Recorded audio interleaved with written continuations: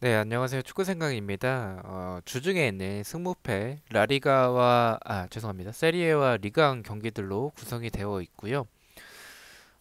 주말에 있었던 프로토는 부주력만 이렇게 적중이 됐었습니다. 4.2배당만 적중이 됐었고, 어, 전체적으로 좀 좋았었던 결과가 나오진 않았습니다. 그러면 이제 주중에 있는 승무패 공유 드리겠습니다.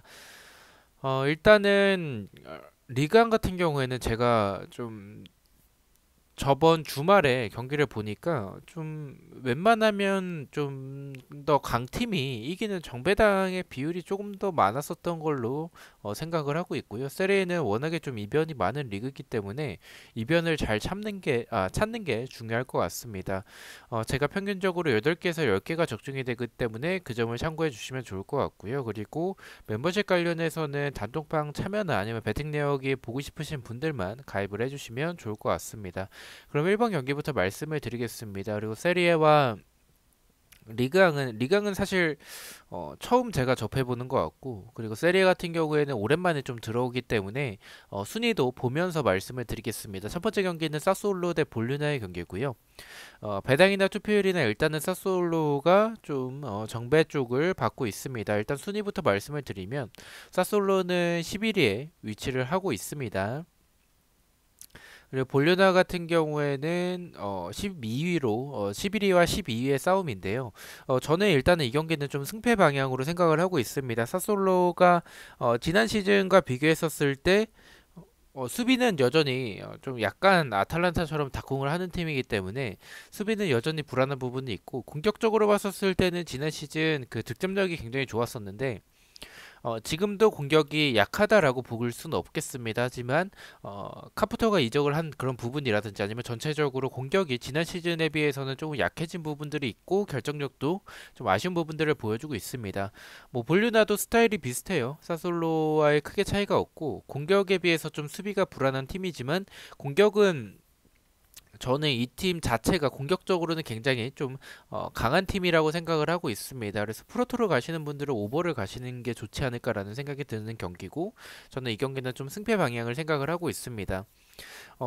제 개인적인 생각에서는 두 팀 다 수비가 불안하고 승패 방향이라면 공격적으로 더 좋은 모습을 보여주고 있는 최근의 팀을 찾자면 사솔로가 시즌 초반에 비해서는 조금 올라오고 있는 모습을 보여주고는 있지만 저는 볼류냐가 더 좋지 않나라고 생각을 하고 있습니다. 그래서 일단은 승패 방향을 생각을 하고 있기 때문에 최종에서는 승패 투픽을 가져가도록 하고요. 독식픽 같은 경우에는 조금 더 이변 위주로 가져가서 독식을 하기 위한 이변 위주의 픽으로 생각을 해주시면 좋을 것 같습니다. 독식픽에서는 사솔로의 패로 이변으로 가져가 보도록 하겠습니다. 자, 이번 경기입니다. 베네치아 대 라치오의 경기고요. 일단 이 경기도 라치오가 정배당을 받고 있고 투표율도 굉장히 많이 몰렸습니다. 일단 순위적으로 보자면 베네치아는 16위로 굉장히 하위권에 위치하고 있는 상황이고 라치오 같은 경우에는 8위로 좀 약간 중상위권인데 저는 개인적으로 라치오가 이 정도의 투표율은 좀 불안하지 않나. 왜냐면 라치오 같은 경우에는 수비에서의 특히나 측면에서의 공간들이 굉장히 많습니다. 또한 수비가 불안한 부분들이 있고 공격에서도 좀 결정력에서의 좀 아쉬운 부분들이 많은 팀이라고 생각을 해요. 물론 베네치아와 비교했었을 때는 굉장히 좀 우위에 있는 경기는 맞겠지만 라치오가 이 정도의 투표율을 받는다면 저는 이 경기는 좀 의심해볼 만하지 않을까. 세리에서는 베네치아가 굉장히 수비는 당연히 안 좋죠. 순위답게 좋지 않은 부분을 보여주고 있지만 역습은 의외로 나쁘지 않습니다. 근데 라치오가 측면에 대한 공간들이나 수비 숫자가 부족할 때들이 좀 있기 때문에 저는 이 라치오의 모습을 생각을 해봤을 때는 좀 이변으로 가져가도 좋지 않을까라고 생각을 하고 있습니다. 그래서 저는 이 경기는 좀 지우는 것도 나쁘진 않을 것 같다라고 생각을 하고 있고요. 최종에서는 세리에에서 제가 가장 크게 이변을 보고 있는 경기라서 최종에서 단통승을 가져가 보도록 하고요. 독식에서는 그래도 이 베네치아의 경기력이 사실 라치오에 비해서 많이 밀리기 때문에 독식에서는 조금 더 안전하다라고 생각을 하죠. 그래서 베네치아의 무승부를 가져가 보도록 하겠습니다. 3번 경기입니다. 헬라스 베로나 대 이제 피오렌티나의 경기고요. 일단은 이 경기는 헬라스 베로나가 이제 역배당을 받고 있고 피오렌티나가 정배당을 받고 있습니다. 순위 같은 경우에는 베로나는 13위에 위치를 하고 있고요. 네, 그리고 피오렌티나 같은 경우에 6위에 위치하고 있습니다. 저는 뭐 이 경기는 사실 이 경기도 이변을 보기보다는 조금 피오렌티나 사이드를 생각을 하고 있긴 합니다. 헬라스 베로나가 최근에 보여주는 수비에서의 뒷공간이 너무 많다라는 생각이 들고 뭐 피오렌티나도 수비가 아쉽긴 하지만 그래도 공격적으로 봤었을 때는 측면의 모습들이나 아니면 전방에서의 이 공격진의 모습 자체는 나쁘진 않아서 즉 헬라스 베로나가 많은 활동량과 압박을 보여주는 팀이지만 그것도 조금 무자졌고 수비적으로도 좀 불안한 부분을 봤을 때는 피오렌티나 사이드라고 생각을 합니다. 다만 원정에서의 피오렌티나는 미들 팀이 아니라고 생각을 하고 있고 세리에라는 점 그리고 두 팀의 경기력이 크게 차이가 나지 않는다라는 점을 생각을 해서 이변으로 최종에서 무승부를 가져가 보도록 하고요.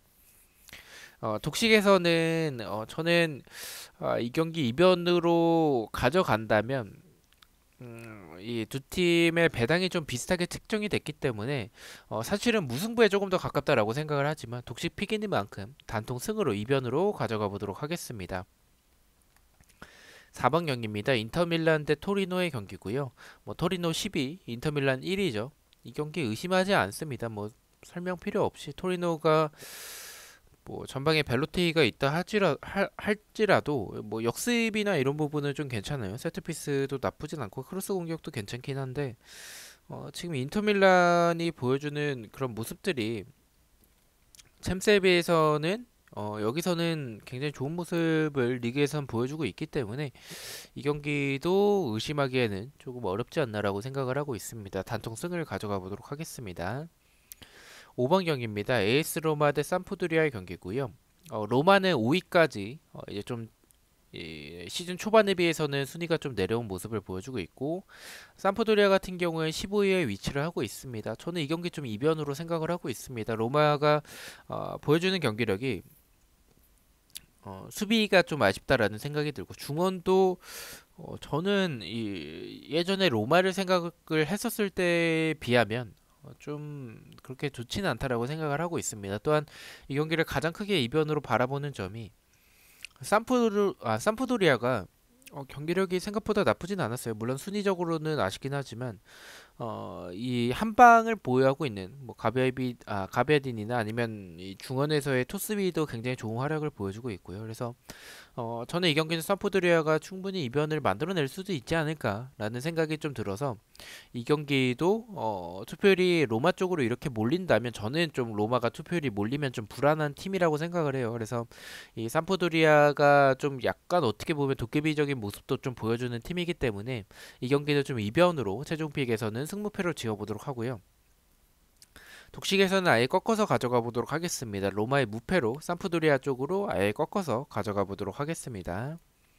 6번 경기입니다. 엠폴리 대 밀란의 경기고요. 엠폴리는 9위, 밀란은 3위에 위치하고 있습니다.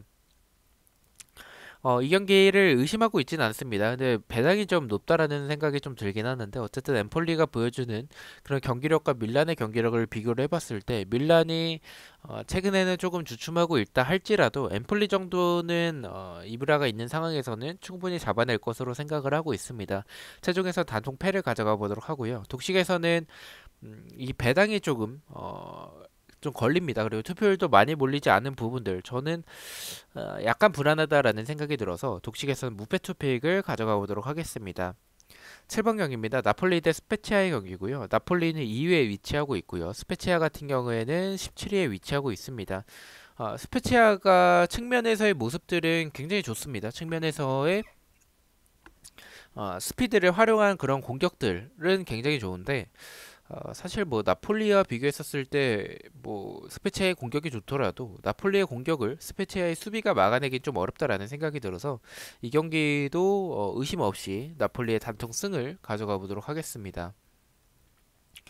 자, 이렇게 세리에가 끝났고요. 이제 리그앙인데 사실 리그앙은 경기를 봤는데 좀 처음 보는 팀들이 너무 많아서 이게 제대로 된 경기력이라고 말씀드리긴 좀 어려울 것 같습니다. 어쨌든 일단은 경기를 보긴 봤지만 일단 많은 도움이 될 것 같진 않다라는 생각이 들긴 합니다. 시간도 굉장히 촉박했고 처음 보는 리그이기 때문에 팀에 대한 색깔이 확실치는 않다라고 말씀을 드리고 싶습니다. 일단은 보르도 대 릴의 경기고요. 보르도 같은 경우에는 15위, 그리고 릴은 이제 11위에 위치하고 있습니다. 릴이 사실 챔스나 이제 뭐 그런 유럽 대항전에서는 항상 좋은 모습을 보여주긴 하는데 이번 시즌 리그에서의 좀 좋지 않은 부분을 보여주고는 있습니다. 하지만 보르도 같은 경우에는 이제 황의조 선수가 있죠. 근데 이 적은 찬스를 득점을 만들어내는 그런 보르도의 능력은 좋지만 슈팅 찬스 자체가 너무 좀 적다라는 생각이 들고요. 릴이 지금 뭐 지금 리강 같은 경우에는 좀 휴식기라고 좀 하긴 애매한데 어쨌든 이번 주 주말에 없었고 지난주 주말에 이제 경기가 있었습니다. 그만큼 좀 많은 휴식을 취했고 릴도 일단은 챔스가 어, 최근에 없었던 상황이기 때문에 체력적으로 동등하다라고 생각을 합니다. 체력적으로 동등하다면 그래도 릴이 확실히 이 보르도보다는 경기력에서는 좀 앞선다라고 생각을 하고 있습니다. 그래서 이 경기는 릴이 원정이고 리그에서의 좋지 않은 흐름을 보여준다 할지라도 의심하지는 않습니다. 보르도의 단통 패를 가져가 보도록 하겠습니다. 9번 경기입니다. 크레르몽 대 RC 스트라스부르의 경기고요.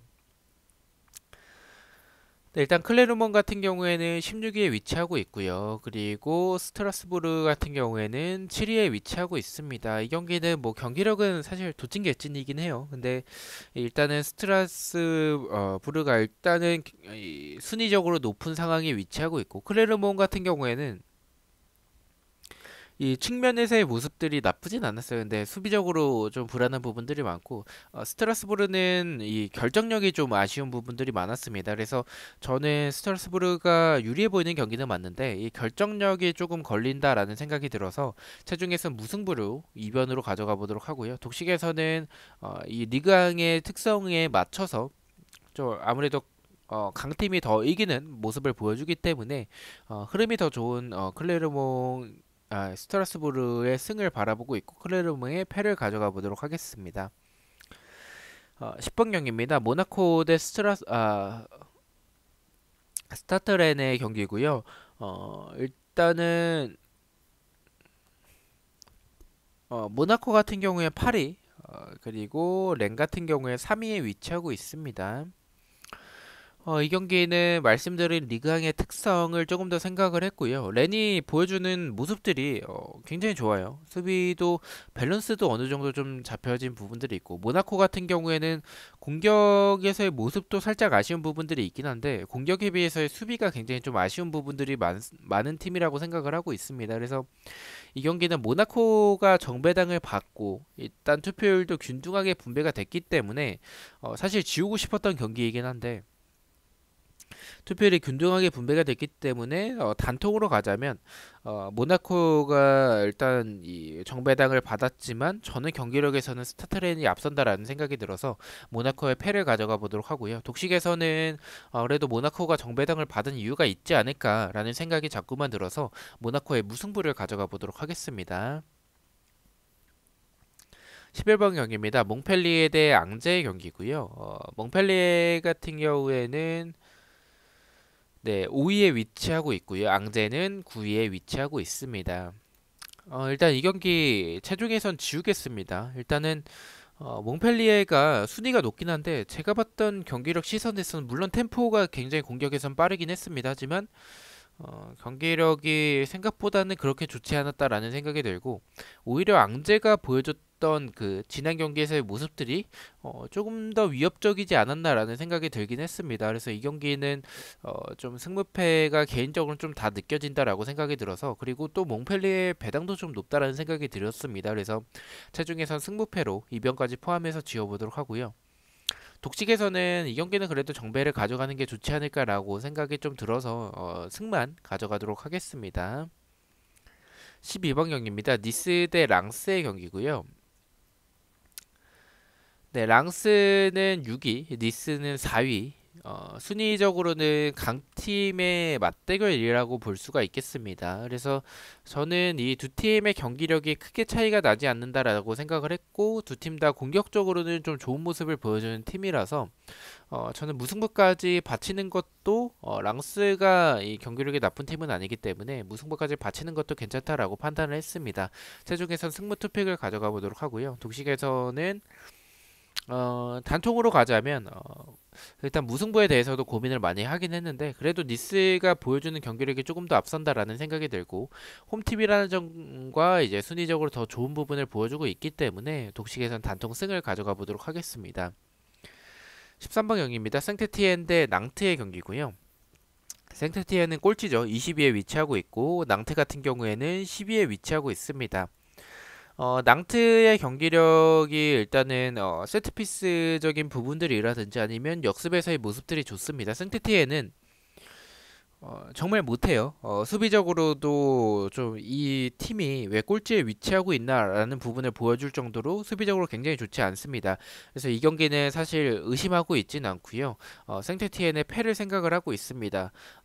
다만 불안한 점은 생테티엔이 정배당을 받은 부분이라든지 아니면 투표율이 낭트 쪽으로 좀 몰리지 않은 부분들이 조금 불안하긴 합니다. 그래서 그런 부분 때문에 독식에서는 이 경기 혹시 이변이 나올 수도 있지 않을까. 경기력은 낭트지만 이게 왜 생테티엔이 배당을 정배당을 받았고 이 정배와 역배의 차이가 큰지에 대해서는 저는 개인적으로 좀 이해가 되지 않습니다. 그만큼 생테티엔이 정배당을 받은 부분이 조금 의심쩍기도 하고 이 리강을 제가 많이 접해보지 않았기 때문에 이런 경기에서 무승부가 나올지 아니면 완전한 역배로 이제 승이 나올지에 대해서는 정확히는 조금 감이 잡히질 않습니다. 그래서 보통의 리그를 봤었을 때 이렇게 이상한 상황에서는 완전한 역배로 이제 승이 나올 때도 좀 있기 때문에 투표율 기준 역배입니다. 그래서 저는 이 경기는 독식에서 단통 승을 가져가 보도록 하겠습니다. 자, 마지막 경기입니다. 투라 대 브레스트의 경기고요. 투르아는 17위, 브레스트는 12위에 위치하고 있습니다. 사실 경기력은 두 팀을 봤었을 때 비슷하다라고 생각을 하고 있습니다. 다만 브레스트가 순위적으로 더 높은 상황이고 경기력적으로는 조금 더 앞서는 부분은 투르아의 수비보다는 조금 더 나은 부분들이 있어서 그렇게 바라보고 있습니다. 그래서 최종에서는 이 리강의 특성을 생각을 해서 패를 가져가 보도록 하고요. 독식에서는 저는 무패 투픽이면은 충분히 막을 수 있는 경기라고 생각을 하는데 일단은 이 경기 브레스트가 원정이라는 점과 순위적으로 크게 차이가 나지 않고 경기력적으로도 뭐 엄청나게 차이가 나는 상황은 아니라서 독식에서는 이변을 가져가는 게 좋겠다라고 생각을 했습니다. 단통 무승부를 가져가 보도록 하겠습니다. 자, 이렇게 해서 14경기에 대해서 리그왕과 라리가 공유를 모두 마쳤고요. 사실 리그왕은 아직 익숙치는 않아서 그렇게 많이 도움이 될 것 같지는 않습니다. 그래서 조금 더 다음에 또 리그왕이 들어온다면 한번 접해봤기 때문에 더 많은 준비를 해 오도록 하겠습니다. 저는 이제 또 프로토 경기들로 다시 찾아뵙도록 하겠습니다. 시청해주셔서 너무나도 감사드리고 구독과 좋아요 너무나도 감사합니다. 감사합니다.